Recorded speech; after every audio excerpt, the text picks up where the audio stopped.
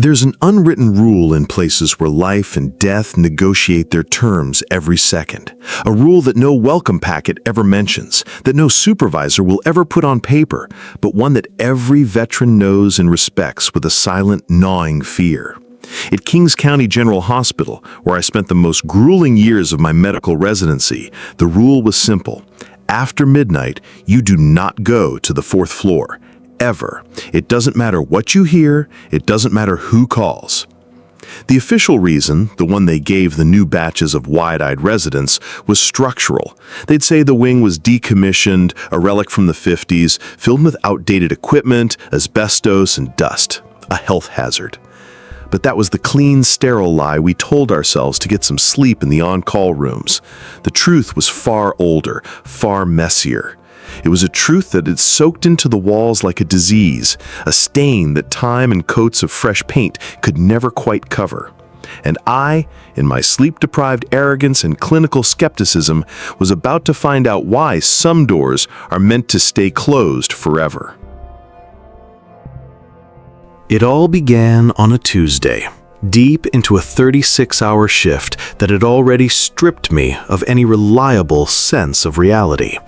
The hospital's scent was a part of my DNA by then, a clinical cocktail of antiseptic, bleach, desperation, and that faint metallic tang of blood you only learn to recognize after you've seen too much of it.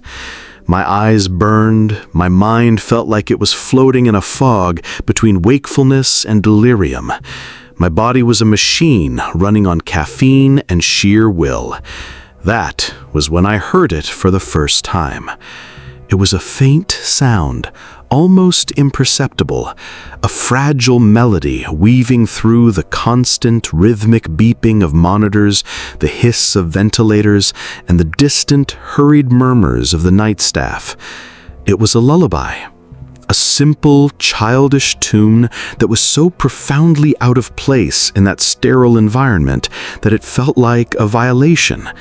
I shook my head, forcing my eyes to focus on the patient charts in front of me. Auditory hallucination, my brain supplied instantly. Classic symptom of extreme fatigue. It happens. I'd read the studies, I'd seen colleagues go through it, but the melody lingered, intermittent, like an echo from a place far, far away, yet somehow from inside the building itself. It seemed to drift down from above, from the fourth floor. Hours later, the controlled chaos of a code blue in the ICU had shaken the exhaustion from my system, replacing it with a jolt of adrenaline that left me sharp and wired. But as the adrenaline faded and the profound silence of 3 a.m. settled over the ward once more, the sound returned. This time, it was different.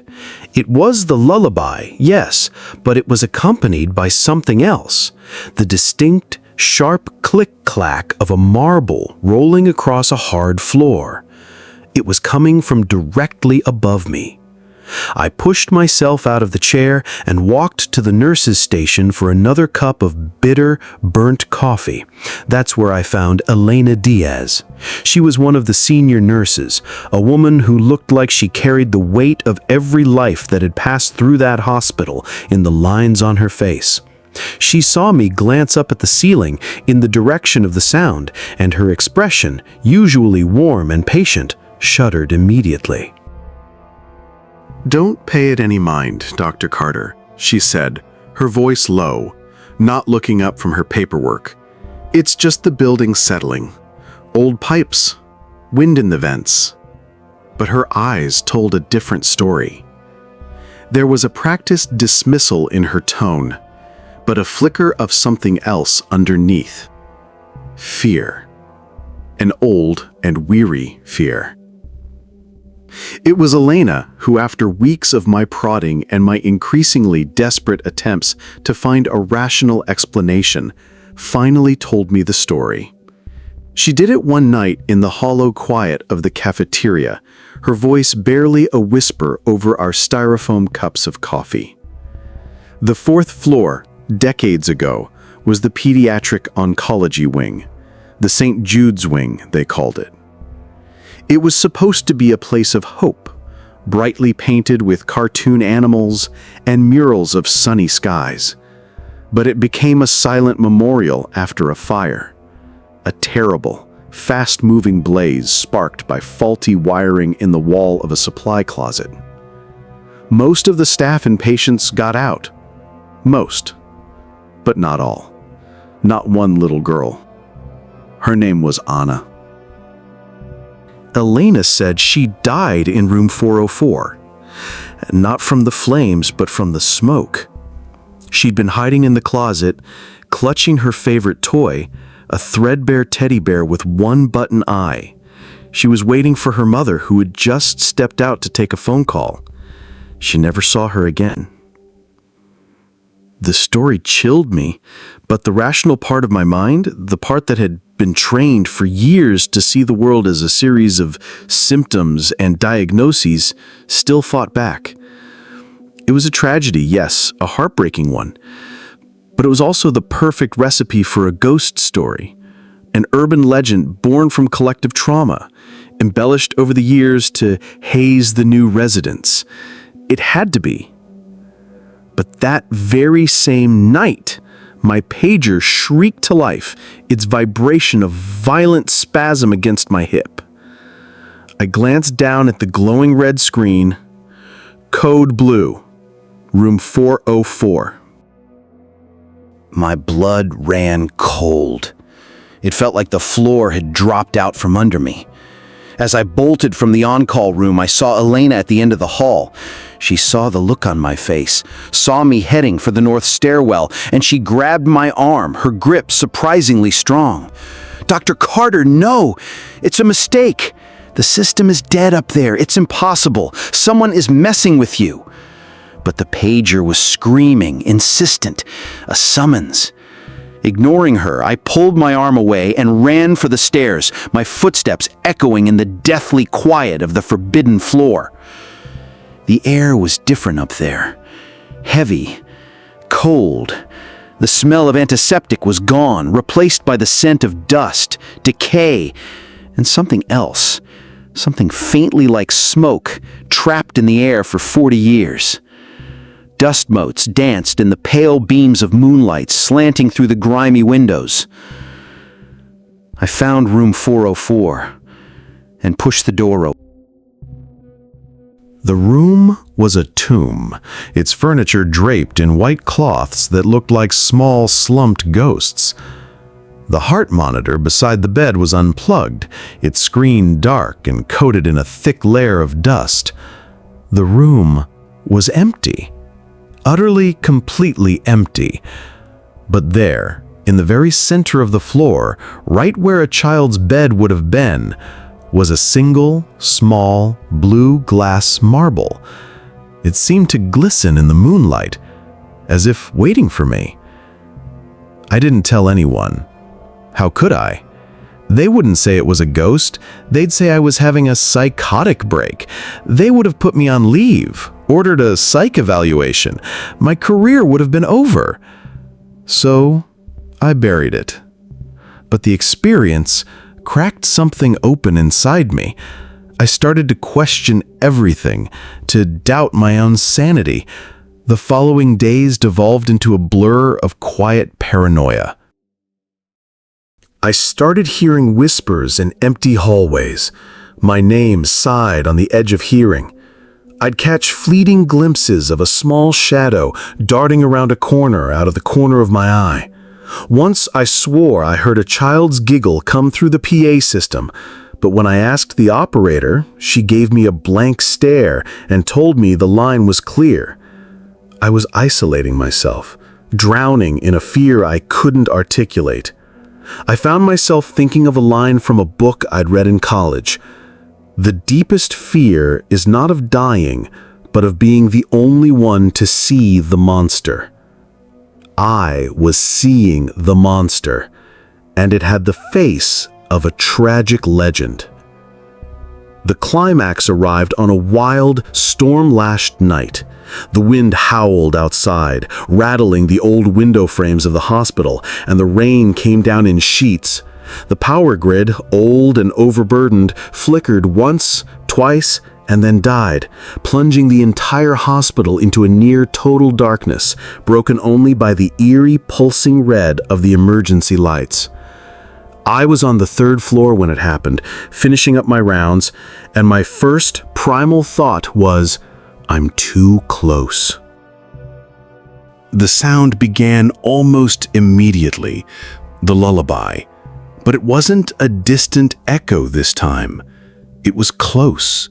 It was clear. It was drifting down the stairwell from the 4th floor. And woven into the melody was a new sound, a soft, heartbreaking sob, a child's cry. My training, my oath, every rational bone in my body screamed at me to ignore it, to go down, to find the other staff and wait for the generators to kick in. But something stronger, something more elemental, pulled at me. Guilt, maybe. A doctor's need to fix what is broken. A human being's inability to ignore the sound of a child in distress, real or not. I had to go. I climbed the stairs slowly, my every footstep a thunderclap in the oppressive silence. The 4th floor corridor looked like a tunnel to another world, the emergency lights painting the walls in strokes of blood red, pulsing like a dying heart. The crying guided me down the long hall, all the way to the end, to room 404. The door was ajar, a faint, weak light spilling from the crack. My own heart was a frantic drum against my ribs. With a hand that trembled uncontrollably, I pushed the door open. And what I saw inside, it wasn't what I expected. It wasn't a ghost. It was a man. A very old man, frail and thin, wearing a standard-issue hospital gown, sitting on the dusty floor. He was hunched over, rocking back and forth, clutching a filthy, worn-out teddy bear.